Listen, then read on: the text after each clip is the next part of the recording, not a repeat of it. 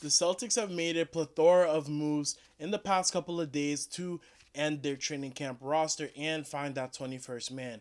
We have waived a player, we have signed two, and there's a possibility of us getting another and waiving another player. Now, all this and more on today's episode of Celtics Digest. I'm your host, Godfrey Sympre. Without further ado, man, let's get started with this video. But guys, don't forget to hit that subscribe button. Me and Bruce are super thankful for you guys' support on each and every video that we bring to you guys. And let's get started. The biggest thing I want to talk about today with you guys is these recent Exhibit 10 updates. So there's been a lot of updates coming from the Celtics camp about just players that we're bringing in, players that we could bring in. And the first one I want to talk about is a player that we've already brought into the team and who is trying to get that roster spot. Now, this is Lonnie Walker. Walker was seen at the gym just getting his work in and just working hard. I think he has that potential to make it on the roster this year. I've seen his Instagram story since I followed him. He's been in the gym every single day, just getting that work in, keeping his grace in God. He's been talking about God a lot. And just continuing that work to put in that work to hopefully make that roster spot come October.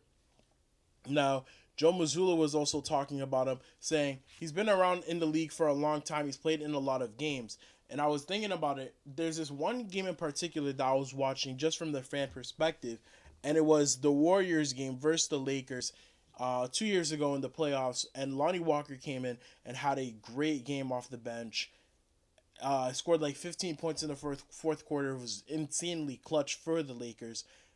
It sucked that they won that game. It really did. Like I hated to see that, but Lonnie Walker is just one of those players that he doesn't have to play every day. He can sit, and when his name is called upon, he's definitely going to give you that production. Now, I definitely think Lonnie Walker has a spot on this team. He could possibly make that last roster spot and make his last roster spot, as currently his contract is non-guaranteed, but it could become guaranteed depending on his play during the preseason. Now, Lonnie Walker last year averaged 9.7 points, 2.2 rebounds, 1 assist, shooting 38% from the three-point land.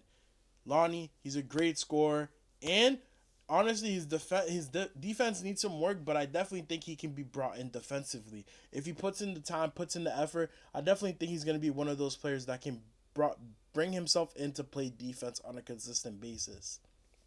Now, to end this Joe Mazzulla quote, it just says, so he's got the experience, he's got the ability to score, and he can impact the game on the defensive end.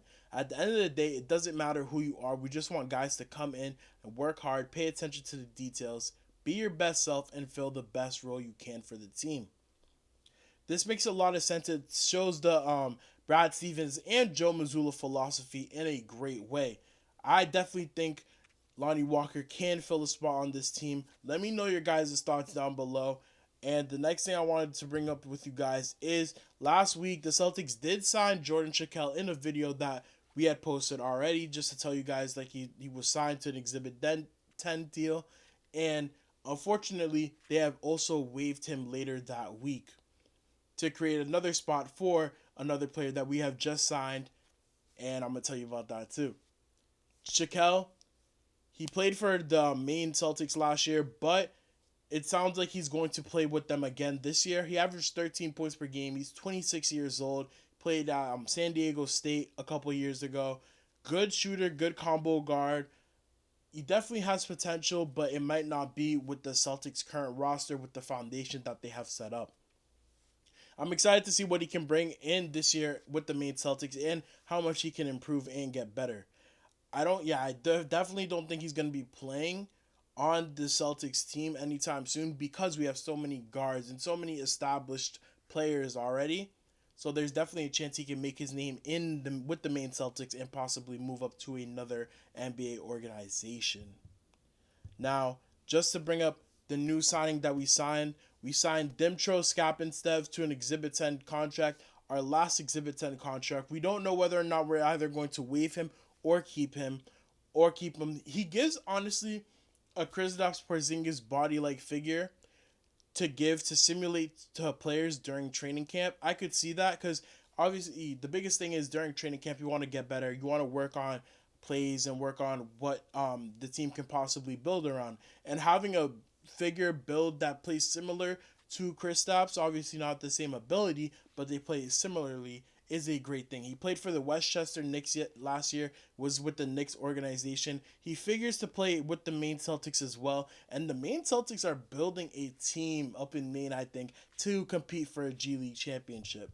Now, just a couple things about Skapintsev. I know Bruce talked about it already, but I'm just going to remind you guys, Ukrainian native, he began his career with the Knicks and last year signed with the G League affiliate. He's played 2 regular season games for the Knicks, and in the 27 G League games that he's played, he's averaged 12.1 points, 8.8 rebounds, 3.2 assists, and 1.6 blocks. He definitely has that frame and that size to compete with anyone in the league. Now, you can't teach size, you can't teach height.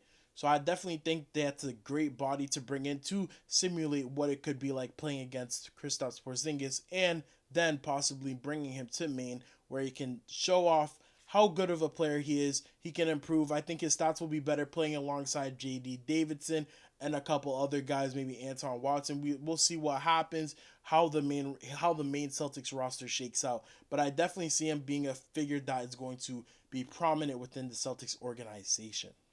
Now, the last thing I want to bring you guys today is that Nassir Little, former UNC product, played for the Blazers, worked out with the Celtics a couple days ago. Now, this is honestly a very important last detail to bring up for this episode today, is that he did work out with us, and he worked out with a couple of other teams. He worked out with the Warriors, the Heat, and the Kings. I definitely think Nassir Little is a great, great player.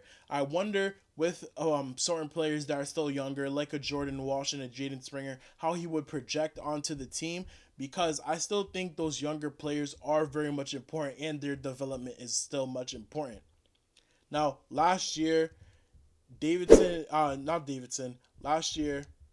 Little only played in 10 minutes per game, so his stats are kind of smaller than the sample size you would want to see from a player. But he averaged 3.4 points, 1.7 rebounds, half a 0.5 assists, shot 46% from the field, 30% from 3. He's still young, 24 years old, and he has a lot of potential. He's good on the defensive end of the ball. He's very athletic. I think his main thing is his athleticism. He was a star product, high draft pick out of UNC, so I definitely think he still has that untapped potential to go into. Whether or not the Celtics sign him is interesting, because whether or not if they do sign him, he's going to have to take up a roster spot with someone else. And there's another player that I still haven't talked about yet in Jay Scrubb. We don't know whether or not Jay Scrubb is going to be on the team, or if he signs in another Exhibit 10 contract when he is fully healthy. So if he does, that's someone else's spot that's going to be someone's going to be needed to get released. So even if Little wants to come, that's going to be 2 people that need to get released, and I don't think that happens. So I think personally, Little is probably going to go to another team, or we give up probably a Skapintsev spot and sign Skapintsev to the main roster once the season opens up and we can sign players to that roster. But I do not, in my personal opinion, I do think Little is going to be there. But I would like to see him because I know he has a lot of potential. He's one of those players that plays a great ball defense. Didn't average a lot of points with the Suns, so that kind of scares me, because the Suns were such a team that they had a lot of potential but didn't fulfill it. They lost to the Timberwolves in the playoffs.